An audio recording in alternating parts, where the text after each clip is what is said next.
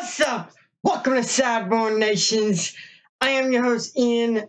Anything Can Happen News. This video is brought to you today by some Fanta pineapple. Oh, you're going to want to get some of this. Oh my goodness, so good. Today's news, I've been a little busy, so I'm coming back with the videos. Today's news is how Disney wants to take on Netflix with its own streaming services. Gonna get up into this news. Let's get into it. What we got here? Disney will roll out on Netflix-style streaming service next year, beginning with sports content from ESPN. Wow. Los Angeles, the Walt Disney Pictures under pressure to address threats to its vast television business, unveiled its answer on Tuesday to Netflix-style streaming services. I would characterize this as an extremely important, very satisfying, I can't read today, strategic shift for us. Robert A. whatever that is, Disney's chief executive told analysts on a conference call to discuss quarterly earnings, underscoring the need for Mr. Iger, I guess that's his name, to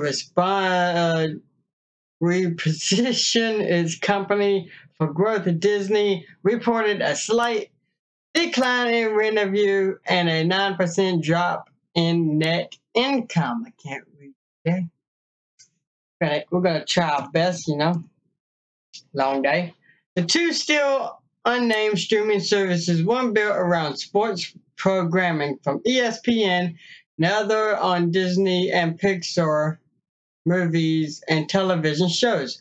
We will be powered by BAM Tech, a technology company that handles direct-to-consumer video for baseball teams and HBO, among other. Disney paid $1 billion a year ago for a 33% stake in BAMTech. On Tuesday, Mr. Iger announced that Disney had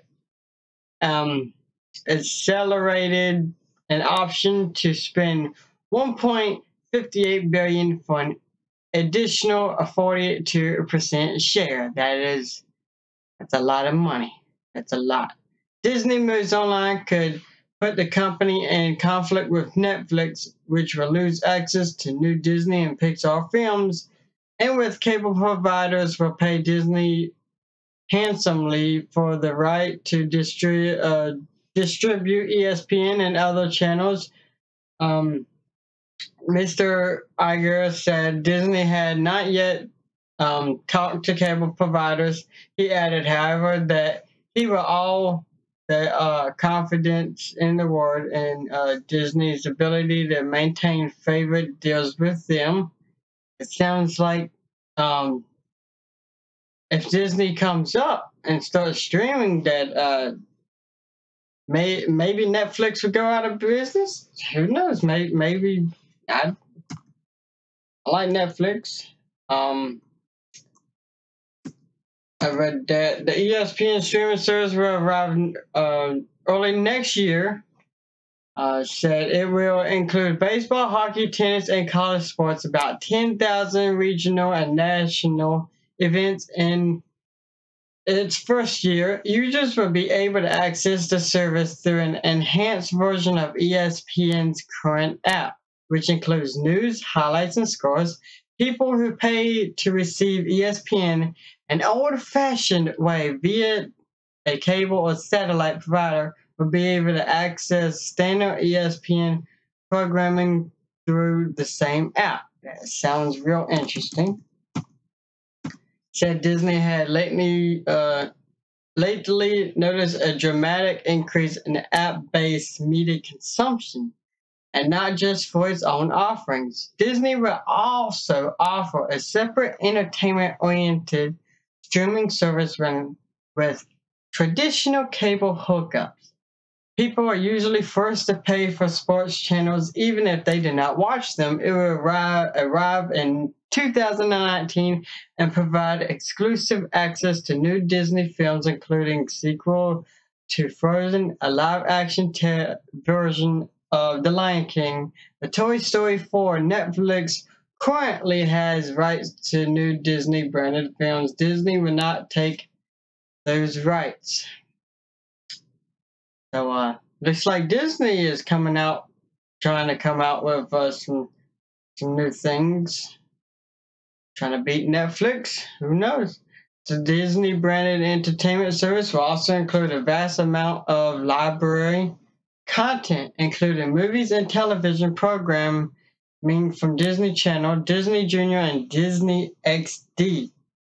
He said that Disney would also make a significant investment in original movies and shows for the service, which will not have advertising.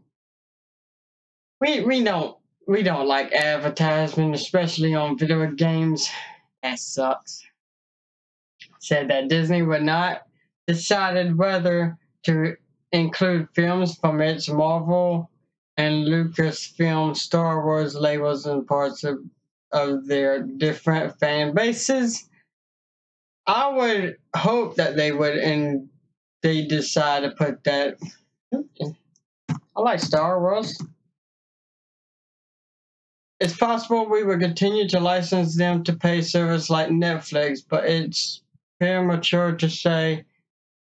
He said there has been talk about launching a priority Marvel service and Star Wars service.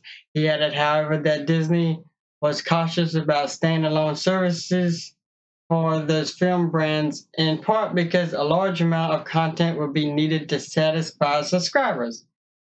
Disney declined to say that how much subscriptions would cost, said their goal was a price low enough to encourage widespread adoption, but not so low that it would cannibalize traditional cable and satellite subscriptions in the past.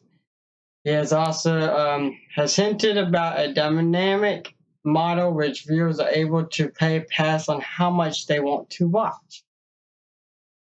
I think that people should decide on themselves how much they should pay for the services. In some ways, Disney is late to this party. CBS is instant produced a product to consumer subscription streaming service in 2014, but Disney is a media superpower, and its decision to aggressively pursue streaming could spread an entertainment industry adoption of the platform. No one is better positioned to lead the industry into this dynamic new era. He said nothing his company's trove of popular content and unrivaled connection to its audience, particularly children who are a huge driver for streaming services. I like streaming. It's just simple, you know. Most analysts, I can't even talk. Trying to get past this. Responded favorably, but Disney stock price declined 4% in after-hours trading to about 102.95. The reaction might have been better that Disney not simultaneously reported lackluster quarterly results. Netflix share declined more than 3% after hours to $172.53.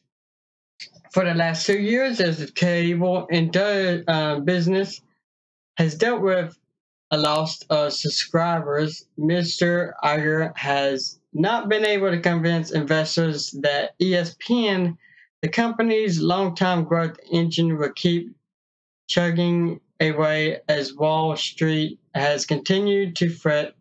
Disney has found itself at the center of speculation about ways to keep its programming relevant in the online age. Some suggested it should buy Netflix outright or consider selling itself to Apple.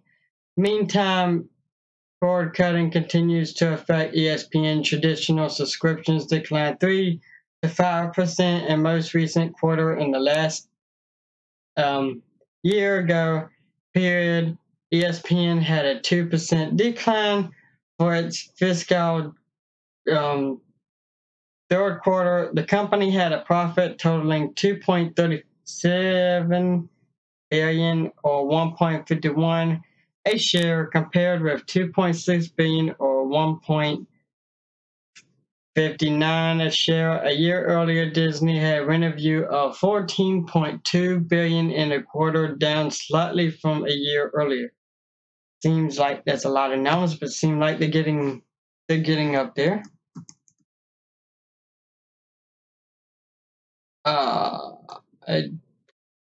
Adjusting for a year-time charge relating to a legal settlement, Disney had per share earnings of 1.58 of the most recent quarter, and analysts had expected 1.55.